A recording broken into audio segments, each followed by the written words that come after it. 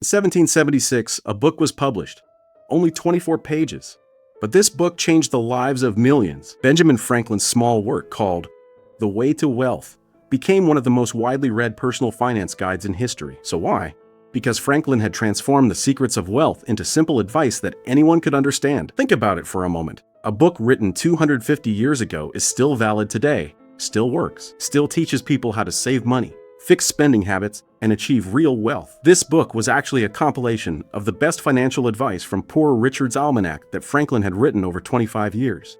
This almanac, selling thousands of copies each year, was the bedside book of ordinary people, and Franklin decided to gather all this wisdom in one place. The result? A masterpiece. While preparing this video, I asked myself, how many financial rules we apply today are the same as what Franklin said 250 years ago? The answer is shocking. Almost all of them. Have you heard, time is money? Franklin.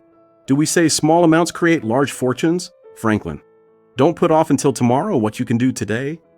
Franklin again. This man wasn't just an inventor, scientist, and statesman. He was the father of modern personal finance philosophy. Now I'm going to tell you something here. Reading this book is easy, but applying it? That's where the real difficulty begins. Franklin's advice is simple but ruthless, because it teaches us to look at ourselves in the mirror. It shows that the real cause of poverty is usually not in others, but in our own habits. Throughout this video, we'll examine the most important lessons from Franklin's book, The Way to Wealth, but not just in theory. I'll also show you how you can apply them today. Are you ready? Because the way to wealth is simpler than you think, but much harder than you imagine. Let's begin. Point 2. Franklin's book begins with a story. People have gathered in the town square, waiting for an auction. An old man named Father Abraham begins to speak, and every word from his mouth is a summary of Franklin's 25 years of wisdom. The first lesson? Time is money. This saying is so cliché that we think it has lost its value. But wait a minute, do we really understand its meaning? Franklin says, if you want a man to learn the value of time, tell him that an hour of his time can earn him 5 cents. Look, he's saying something very critical here. Time isn't just money. Time is the potential to make money. Every wasted hour is money not earned. Every postponed task is a lost opportunity. Every lazy afternoon is an investment that doesn't return. Does that sound harsh? According to Franklin, this is just reality. The idle hand is always poor, he says, but then adds, the working hand brings wealth, but more importantly, it brings dignity. Pay attention here. Franklin doesn't see wealth as just accumulating money. He sees wealth as a character trait: diligence, discipline, perseverance. These are the foundations of wealth. Now let's look at the modern world. How many people say, I can't find time? How many people postpone their work? How many people spend hours on social media but say, no time to read books? Do you know what Franklin would say if he saw these? If you don't have time, create it, because time is the most valuable asset you have. But here's the bitter truth. Laziness steals not only time, but also money. Franklin says, the lazy man works as hard as an ox, but earns as much as a chicken. Why? Because laziness leads to inefficiency, and inefficiency leads to poverty. Let's give an example. Someone who doesn't wake up early goes to work late, can't concentrate at work, gets tired in the evening, works inefficiently, doesn't get promoted, salary doesn't increase, then complains. Life is hard, making money is impossible. Franklin's answer, life isn't hard for you, you're making it hard for life. But he's not just talking about laziness. He who loves his bed is born poor, he says. This is a profound statement, because those who don't leave their comfort zone, don't take risks, don't try new things, always stay in the same place. So what should we do? Franklin is clear. Early to bed and early to rise makes a man healthy, wealthy, and wise. This isn't just a proverb, it's a scientific fact. Early risers are more productive, more focused, more successful. But here's the trick, just waking up early isn't enough. You must use that time correctly. Franklin says, if you want to be master of your work, control yourself. Control your time, control your habits. And then he adds, don't put off until tomorrow what you can do today, or until the day after what you can do tomorrow. Simple, isn't it? But how many people apply it? Now let's summarize what we've said so far. First lesson, Time is money, and wasting it is like taking money from your pocket. Second lesson, laziness is the mother of poverty. Third lesson, waking up early, being hardworking, and being disciplined are the foundations of wealth. But Franklin doesn't stop here, because working isn't enough. You must work on the right things. And this brings us to the second major lesson. One of Franklin's most famous sayings is, "A penny saved is 2 pence earned." Think for a minute. What does this mean? Most people focus on earning money. I'll work more, I'll earn more, they think. But Franklin says, real wealth is not in earnings, but in savings. Why? Because the money you earn is taxed, but the money you save remains yours. Here's an example. You earn 10,000 lira per month. You pay 20% tax. You get 8,000 lira. Now you work harder to raise this to 12,000, but you'll pay tax again. You get 9,600, an increase of 1,600 lira. But now let's say you reduced your expenses by 2,000 lira. That 2,000 lira is directly in your pocket. No tax, no effort, just discipline. This is what Franklin means. Small expenses sink great ships, he says. A coffee today, a sandwich tomorrow, a subscription the day after, 2,000 lira monthly, 24,000 lira yearly, 240,000 lira in 10 years. Now calculate interest on this. What happens to 240,000 lira at 10% interest over 10 years? Almost 400,000 lira. So those small coffees are costing you hundreds of thousands of lira. But Franklin isn't saying don't drink coffee. He's saying spend consciously. Pride demands a more expensive feast than pride itself, he says. What does this mean? Most people spend to show off to others. Expensive car, luxury clothes, ostentatious vacation, but most of these are unnecessary. Franklin asks, are you buying these things because you really want them or so others can see? Look at social media today. How many people go on vacation with credit card debt? How many people buy luxury phones on installment? How many people borrow from anywhere and show off? If Franklin saw these, he would say, "Fool, you're becoming poor to appear rich." And then he would add, "A man in debt is not free." This is a very profound statement, because debt isn't just a money problem. Debt is a freedom problem. Someone in debt can't quit their job, can't take risks, can't pursue their dreams, because they have to pay that debt every month. Franklin says, your creditor is your master. You are his slave. So what should we do? Franklin's suggestion is simple. Spend less than your income, save the rest, and never, ever take unnecessary debt. But there's a detail here. Franklin says unnecessary debt, because some debts make sense. Buying a house, starting a business, education, these are investments. But the latest car model? Unnecessary. Luxury vacation? Unnecessary. Brand name clothes? Unnecessary. If you don't need a penny, don't spend a penny, says Franklin. Now some of you will say, but we need to enjoy life. What's the point if we always save? Franklin's answer is, enjoy life, but enjoy it wisely. Don't sacrifice tomorrow's peace for today's pleasure. And then he adds, wealth is not just accumulating money. Wealth is owning your money, not your money owning you. This is very important. Most people chase money, but the real issue is mastering money, not letting money control you. Another piece of Franklin's advice, don't suffer poverty for politeness. What does this mean? Don't impoverish yourself to look good to others. If your friends go to expensive restaurants, you don't have to go. If your neighbor bought a new car, you don't have to buy one. Chart your own course, says Franklin, not others. And then he gives the most important advice. If you need little, you will have much.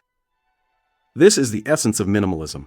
The less you need, the freer you are, the richer you are, the more peaceful you are.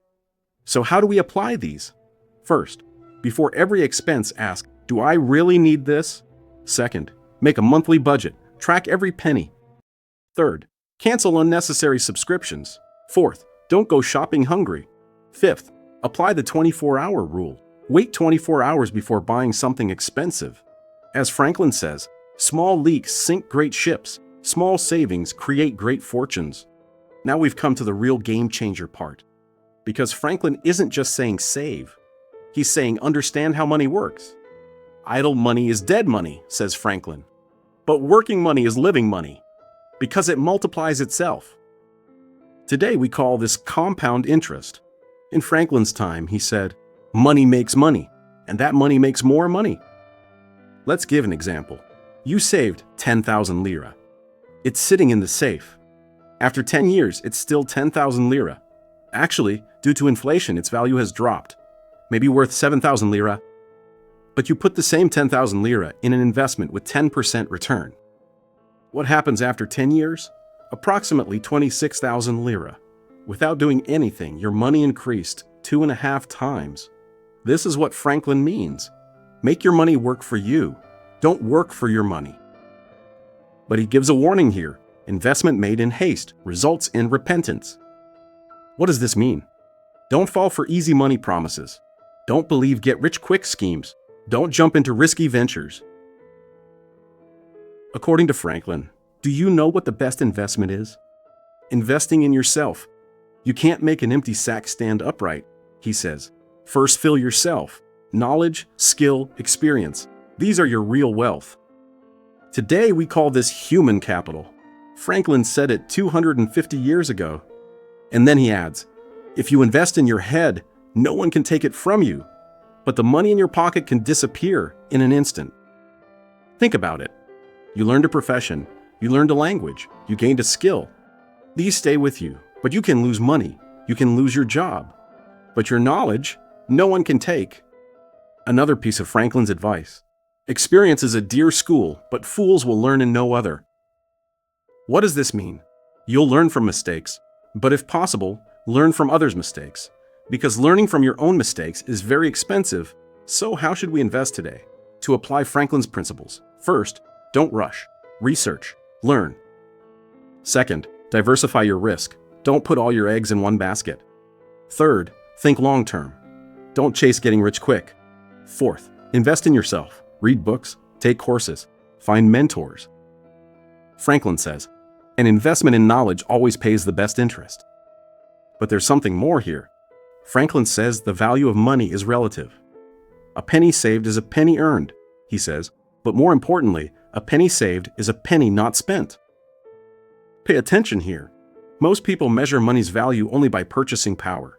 But Franklin says the real value of money is the freedom it gives you. You saved 10,000 lira. What does this money represent? A vacation? A phone? No, that money is freedom. That money is the power to leave a bad job. That money is the courage to take risks. That money is the freedom to say no. Wealth is not he who has much, says Franklin. Wealth is he who needs little, because he is dependent on nothing. And then he adds, poverty is the foundation of shame, but poverty from oneself is the greatest shame. What does this mean? Being poor by fate isn't something to be ashamed of, but being poor through your own laziness, your own extravagance, is a great shame. Now some of you will say, but society forces us to spend. Advertising, social media, everyone trying to sell something. Franklin's answer from 250 years ago is still valid. Be aware of all these games and say no. The buyer needs 100 eyes, the seller only one, he says. In other words, he's saying, the seller just wants to sell, but the buyer must look at whether that thing is truly valuable.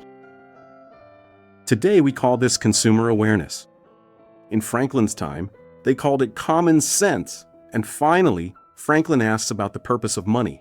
Money for what? To be happy. But if you're unhappy while chasing money, then you're losing. The purpose of wealth isn't to make more money. The purpose of wealth is to live a peaceful, free, and meaningful life. You've made it this far. We've explored Franklin's 250-year-old wisdom together. Now let's bring it all together. Benjamin Franklin's book, The Way to Wealth, is the holy book of personal finance. Why? Because it speaks universal truths, principles that don't change even as time passes. First lesson, time is money, and you must be the master of your time.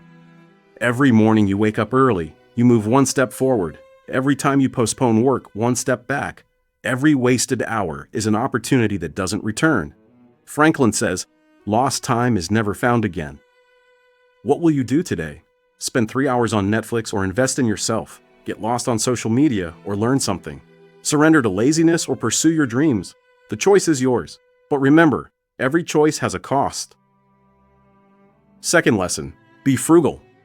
Avoid unnecessary expenses. Franklin says, small expenses sink great ships. A coffee today, a subscription tomorrow, a taxi the day after. Tens of thousands of lira by year's end. Hundreds of thousands of lira after 10 years. But this isn't just about money. This is about philosophy. Because being frugal means living consciously. Valuing every penny means valuing life. Did you make your budget today? Are you tracking your expenses? Are you spending money on unnecessary things? Or are you using every penny consciously? Remember, a penny saved is 2 pence earned. Third lesson, avoid debt. Claim your freedom. As Franklin says, a man in debt is not free. Credit card debt, installments, unpaid bills, these aren't just financial burdens, they're mental chains. Because you have to pay that debt every month, you can't say no. You can't take risks. You can't pursue your dreams. Because you've become enslaved. Do you have debts today? If so, make a plan to get rid of them. Even in small steps, walk toward your freedom. Because being debt-free is one of the greatest riches in the world. Fourth lesson, invest. But invest wisely. Franklin says, money makes money. But this isn't just buying stocks. This is investing in yourself. Knowledge, skills, experience. Did you read a book today? Did you learn something new? Did you improve yourself? Or are you standing in the same place? Remember, an investment in knowledge always pays the best interest. And finally, the most important lesson, money is a tool, not a goal. All of Franklin's advice actually points to one thing, a free life, a peaceful life, a meaningful life. Money should make you free, not enslave you. Money should give you peace, not stress. Money should enrich your life, not impoverish it. Now I'm going to tell you something. You watch this video, you learn Franklin's wisdom, but the real question is, what will you do? Because we say knowledge is power. But that's half true. The truth is, applied knowledge is power. Knowing all these pieces of advice from Franklin means nothing. If you don't apply them, will you wake up early tomorrow morning? Will you cut your unnecessary expenses? Will you make a plan for your debts? Will you invest in yourself? Either you will, or this video will remain just nice words. The choice is yours. But don't forget one thing. 250 years ago, a man lived these principles, and he didn't just become rich. He became free. He became respected. He became happy. Benjamin Franklin was the child of a poor family, one of 17 siblings, but he lived these principles. He became hardworking. He became frugal. He made smart investments. And at the end of his life, he wasn't just a rich person. He was one of the most respected names in history. Now let me ask you, if Franklin could go so far with these principles, why can't you? The answer is simple. You can. All you have to do is start. Start today. Start now. Take a small step. Cut one expense. Save one penny. Read one book. Make one plan. Because as Franklin says, don't put off until tomorrow what you can do today. There's no such thing as tomorrow. There's only today. And today is the first day of the rest of your life. Is the way to wealth difficult? Yes. Is it impossible? Never. Franklin says, energy and persistence conquer all things. You can do it too. All you need to do is close this video and take action. And one day, maybe years from now, you'll look back and you'll see this. Those small steps turned into a great journey. Those small savings into great wealth. Those small disciplines into great freedom. And that day you'll understand, Franklin was right. The way to wealth isn't about how much money you make, but how you use it. Freedom isn't about how much money you have, but how little you need. Happiness isn't about how many things you own, but how much you're grateful for. Final words. Benjamin Franklin died at 84. He left behind a huge legacy, not money, wisdom, principles, a life philosophy. And now that wisdom is yours. Use it. Apply it. Live it. Because the way to wealth isn't just a book, it's a lifestyle. And today, you have the chance to choose that lifestyle. What do you say? Do you accept? Then start. Now. From this moment. Because as Franklin says, there is no delayed beginning. There's only now. And now is exactly the time to take action. Come on. Go and start walking on the way to wealth. Your way. I wish you success. I hope one day I'll hear your story too. And in that story, I'll see the first step taken today. See you soon. And remember, time is money, so use it wisely.